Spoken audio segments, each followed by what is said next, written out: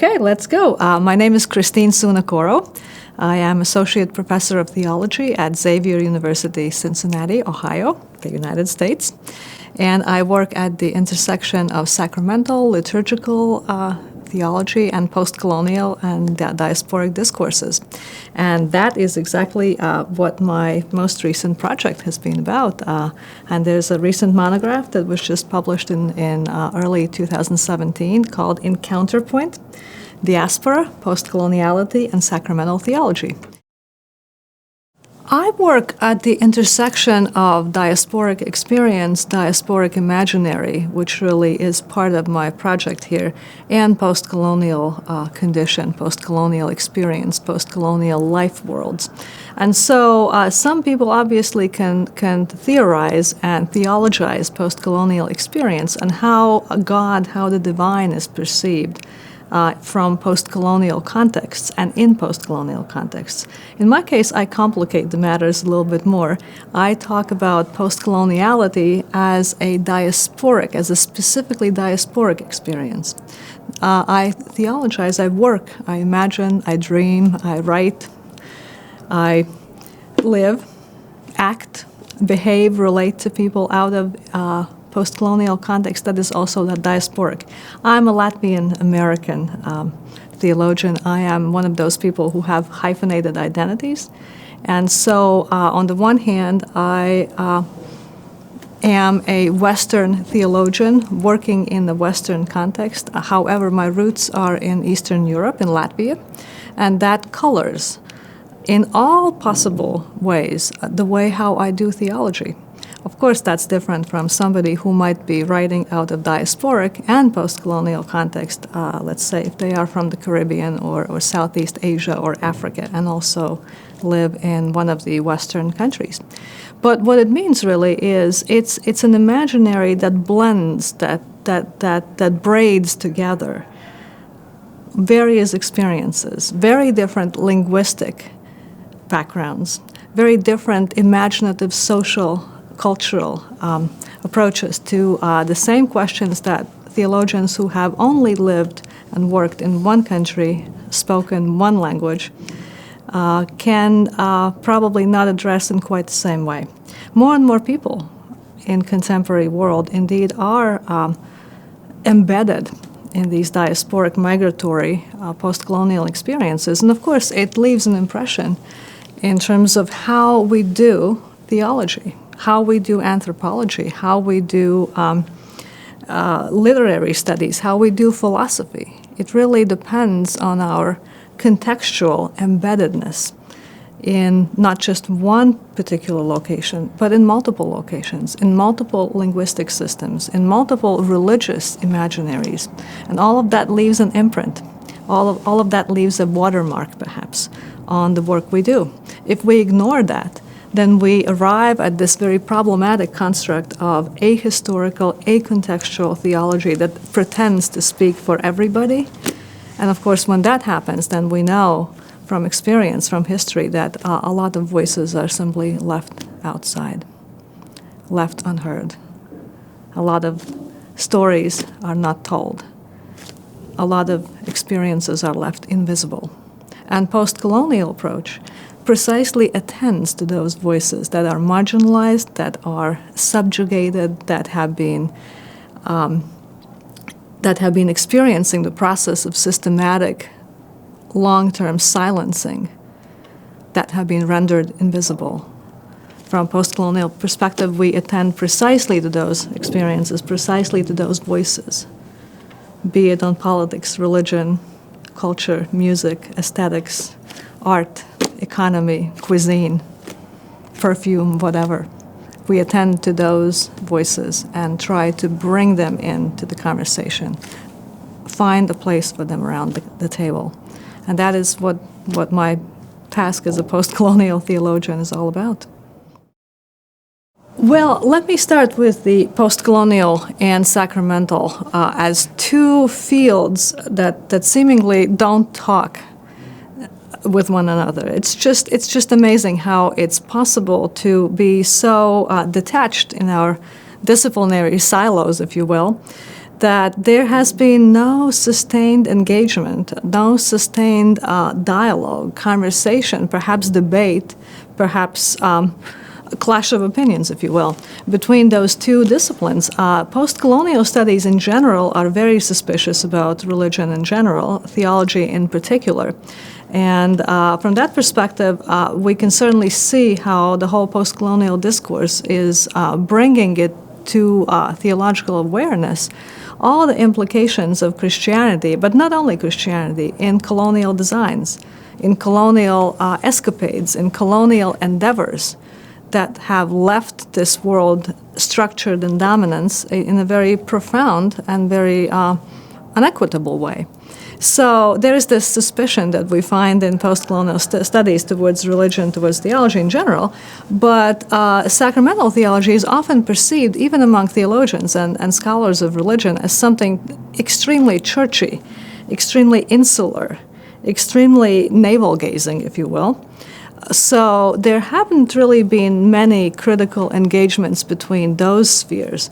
Now, if we add the diasporic imaginary, this very hybrid, this intrinsically hybrid imaginary, multivocal, multi-voiced, linguistically code-switching, and metaphorically and conceptually code-switching, if we add that to the mix, then I think we see how indeed sacramentality, which is all about how the divine is mediated in very in ways that are embedded contextually, that are material, that are that represent this hybridity of the spiritual and the material, of the eternal and the temporary, of the transcendent and the immanent, of the most spiritual. However we meet, we encounter that most spiritual in the most material. That is what sacramentality is really all about. It's an ontology, it's a metaphysics, it's a way of looking at things, and I don't use these words in a very technical sense, but I tried to illustrate here just the fact that sacramentality is more than just rituals, certain maybe very narrowly defined rituals, or cultic actions. That is just one part of the larger discourse of sacramentality, which is, as I argue in the project, a very hybrid discourse. And that's where the resonances are to be found, I believe. There's one more dimension in the way how I approach sacramentality, sacramental theology, the whole discourse. The whole dialogue between postcoloniality and sacramental discourse. Namely, that is that my diasporic location and my diasporic subjectivity is also colored by this spectral presence of the post-Soviet kind of postcolonial experience. And in that sense, it is not quite the same. It can't be the same as, for example, somebody else who is a theologian reflecting on the same questions that I do out of, let's say, a Caribbean diasporic context. So we are talking about this very liminal, very, very ambivalent location of postcoloniality. After all, I'm white.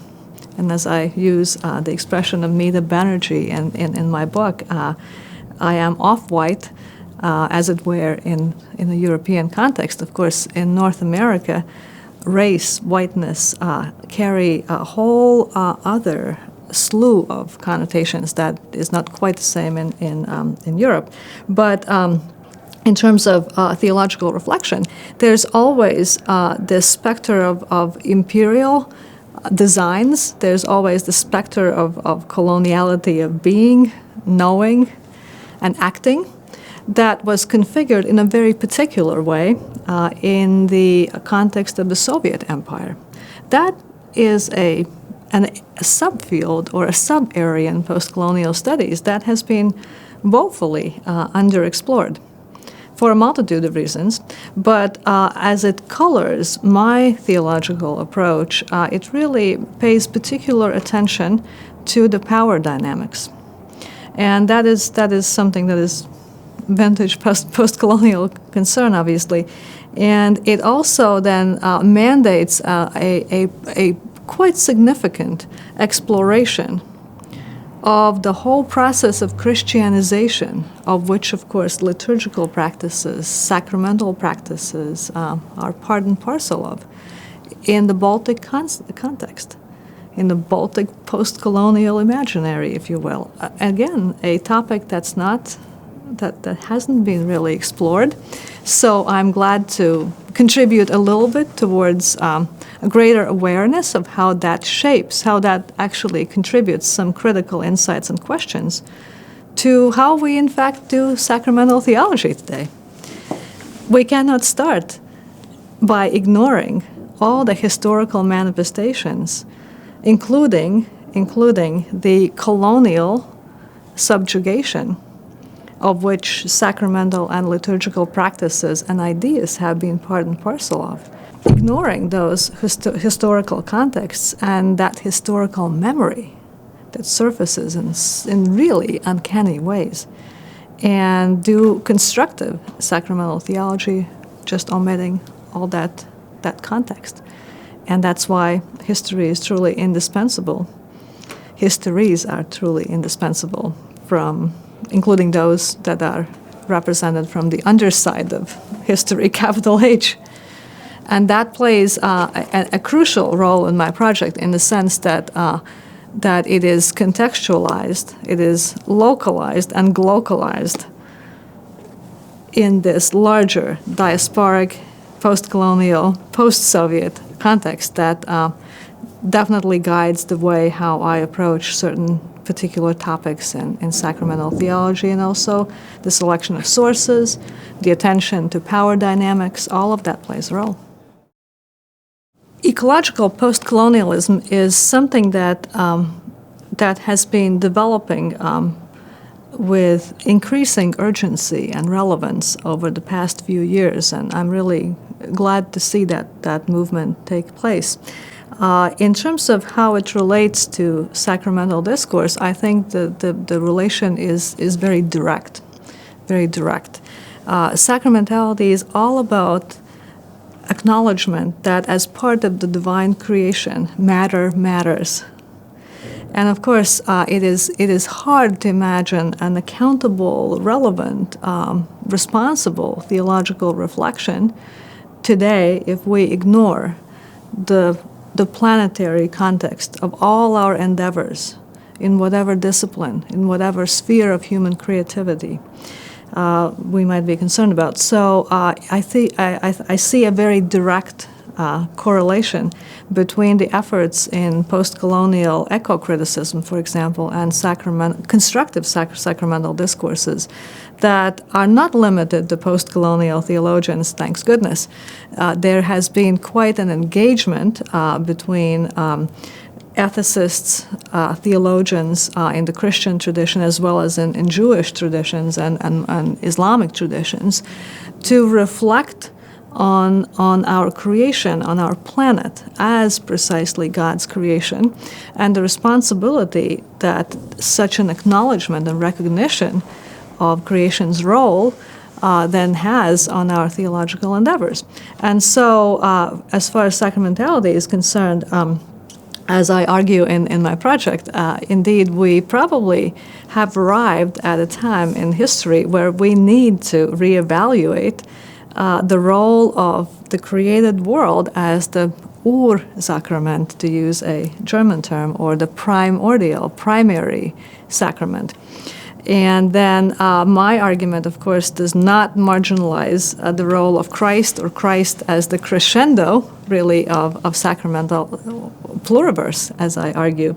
But it definitely spotlights the world, the creation, precisely as an indispensable sacrament without which the rest of sacramental actions, performances, encounters simply lose meaning. From that point of view, I find the dialogue, the really emerging dialogue between postcolonial studies and ecological discourses and sacramental discourses incredibly fascinating, and we are just opening up this whole avenue of reflection and explorations. There's more to come. there should be more to come. And I hope that I can play a small role in fostering those conversations, those transdisciplinary conversations in the future.